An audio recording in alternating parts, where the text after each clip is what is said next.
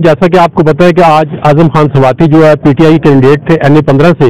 उनके nomination paper की security थी और उस पर जो सबसे बड़ा मेजर ऑब्जेक्शन था वो जनाब कैप्टन सफ्तर साहब ने लिया कि उसके तमाम जो डॉक्यूमेंट्स थे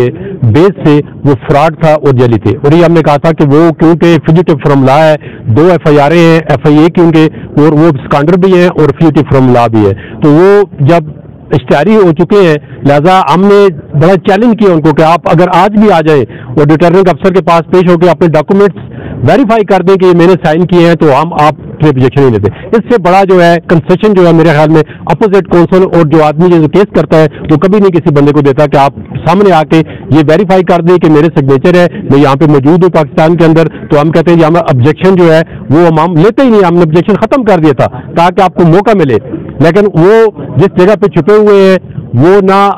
को एजेंसियों के साथ तावन कर रहे हैं, जो लॉ फोर्स एजेंसियां पुलिस है FIA है, ना ही रिटर्निंग अफसर के साथ उन्होंने तावन किया है। तो रिटर्निंग अफसर ने तमाम डॉक्यूमेंट्स की छानबीन करने के बाद इस नतीजे में पहुंचे हैं कि जो उनके एफिडेविट था जिसपे उन्होंने अथॉरिटी दी थी बंदे को स्टाम्प लेने के लिए, वो भी गलत थी, उसकी तारीख भी गलत है, और जो उस बंदे ने उनसे सिग्नेचर लिए हैं वो भी गलत थे, और जो उसका रजिस्टर था उसमें उनके सिग्नेचर नहीं लिए, वो स्टैम्प नहीं के। उन्होंने जितना केस डेवलप किया है वो सारा फ्रॉड था।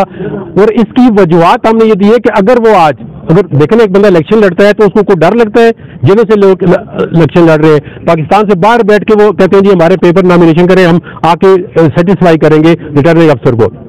कैप्टन साहब ने और हम दोनों ने हमने चैलेंज दिया जी कि आप मौजूद हैं तो आप आ जाए, आपको आधे घंटे का टाइम दिया जाता है, आप वेरीफाई कर दें। और 2 टेलीफोन नंबर जो कॉन्टैक्ट नंबर दिए हैं वो उनके बंद आ रहे थे। कोई जो उन्होंने आके ये एफिडेविट दिया है कि जी मैं फाइनलिटी ऑफ द प्रॉफिट में बिलीव करता हूँ, देखे ना एक बहुत बड़ा सल्लल्लाहु अलैहि वसल्लम पे अगर आपने एफिडेविट दी है, हम नहीं कहते खुदा न खास्ता कि उनके कोई मजहब है, हमेशा के मजहबी बातें उठा रहे, लेकिन हम सिर्फ बयान अल्फी पे बात उठा रहे हैं कि अगर एक बंदा आके बयान अल्फी जो है वो झूठी है या उस पर दस्तखत ही नहीं करता तो वो आगे जाके क्या करेगा। वो करप्ट प्रैक्टिस जो है 167 जो इलेक्शन एक्ट है उसमें अभी से ये काम कर रहा है। हमें कोई इतराज नहीं, कोई बंदा इलेक्शन लड़े हम उस पर ऑब्जेक्शन दूसरे ले लेते, लेकिन ये जो मेन ऑब्जेक्शन था ये हमारा जो रिटर्निंग अफसर ने अपहोल्ड किया है, लिहाजा उनके जो नॉमिनेशन पेपर थे वो मुस्तरद कर दिए। और मेरे ख्याल में इन्होंने बड़ा मेरिट पे फैसला किया है, उनके वकला के सामने सैर असल बहस हुई है, पूरे डॉक्यूमेंट को सिक्योरिटाइज किया गया है, स्कैन किया गया, उसके बाद वो इस नतीजे पहुंचे कि वो जो है उनके पेपर है वो मुस्तरद कर दिए जाए। वकील साहब ये मुखालिफ वकला का ये कहना था कि जो दूसरा फरीक है कि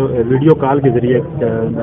बात जो स्वाति साहब की RO से करवाई जाएगी, तो क्या उस वाले से कुछ दिक्कत हुई? देखिए RO साहब ने कहा जी वीडियो कॉल तो अमेरिका से और कनाडा से भी हो सकती है, और ये इसमें कोई शक नहीं कि बंदा बाहर से भी नॉमिनेशन अप्लाई कर सकता है, लेकिन एक तरीका होता है वहां से एम्बेसी से सेटिस्फाई करके टर्नी देनी पड़ती है। इस तरह जेल का बंदा जो होता है सुपरिटेंडेंट जेल से स्टैंप लगवा देता है जी कि ये बंदा अंदर मौजूद है। देखिए इमरान खान जेल में है, सारी दुनिया को पता है, ये सब लोअर बैठे हुए सारी दुनिया को पता है। जब कोई जेल से अथॉरिटी आती है उनको पता होता है जेल में मौजूद है, लेकिन एक बंदे का आपको वेयर अबाउट्स का नहीं पता है। आप में से कोई मीडिया में कोई बंदा हमें बता सकता है वो कहाँ पे इस वक्त मौजूद है? रिटर्निंग अफसर जो है उसने अपनी सेटिस्फेक्शन करनी थी कि बंदा अगर मौजूद नहीं है तो ये डॉक्यूमेंट सारे जो है जेली साइन हुए। देखिए ना एक बंदा इलेक्शन कॉन्टेस्ट कर रहा है और वो बेसिक डॉक्यूमेंट ही जेली बना रहा है, वो मौजूद ही नहीं है, उसके सिग्नेचर कोई और कर रहा है, वो वेरीफाई नहीं है, तो ये रिटर्निंग अफसर की बेसिक जिम्मेदारी थी जो उन्होंने पूरी की है, और वो इस नतीजे पहुंची है कि वो सेटिस्फाई नहीं है कि ये इस बंदे के अपने सिग्नेचर है।